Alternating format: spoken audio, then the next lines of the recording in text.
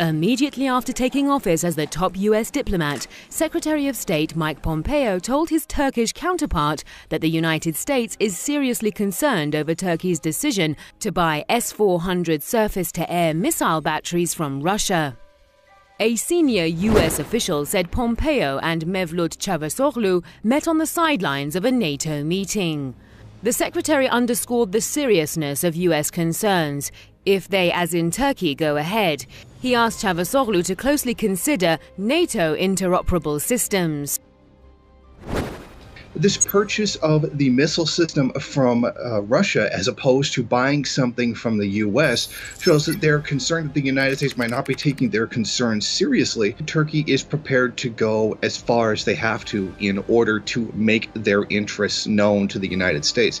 I mean, it's no secret there have been conflicts between the United States and Turkey, who have been longtime allies inside of Syria, protection for groups that have damaged Turkish interests. The U.S. says the reason why it opposes Turkey's plan to buy the missile system is that S-400 is not compatible with NATO's defenses. Both the U.S. and Turkey are members of the Western Military Alliance.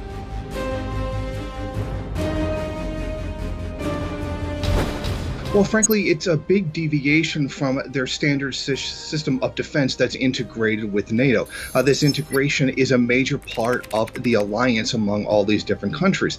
But I think what's significant here is the fact that Turkey is going to be purchasing something from Russia and not from the United States as it has traditionally been.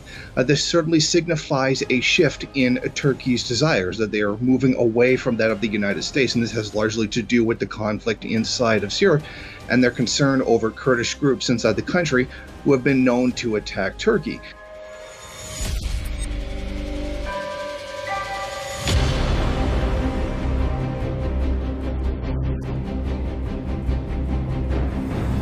Turkey has felt growingly alienated in NATO after decades of membership in the organization.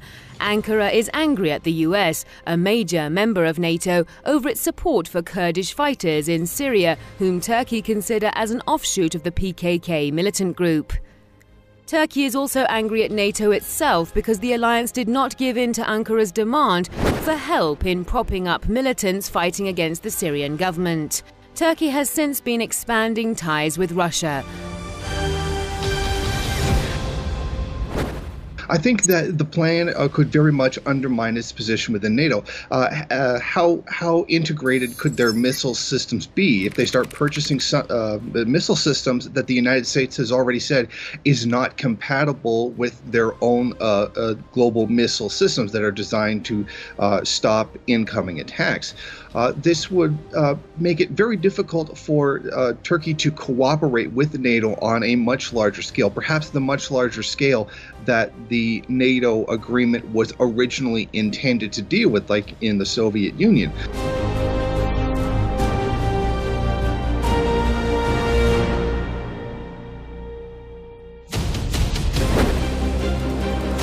Some believe the S-400 deal symbolizes the deteriorating relations between Turkey and NATO.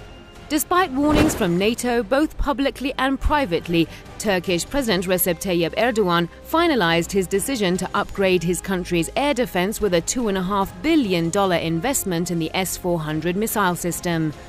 Moscow is taking advantage of the rifts between Ankara and the organization. Russia has made each and every effort to develop ties with Turkey. It's unclear if the deal between Turkey and Russia has passed the point of no return. Even if that is not the case, it will be very difficult for NATO to regain the trust of Ankara. It seems that Turkey no longer sees the Western Military Alliance and its members as reliable allies.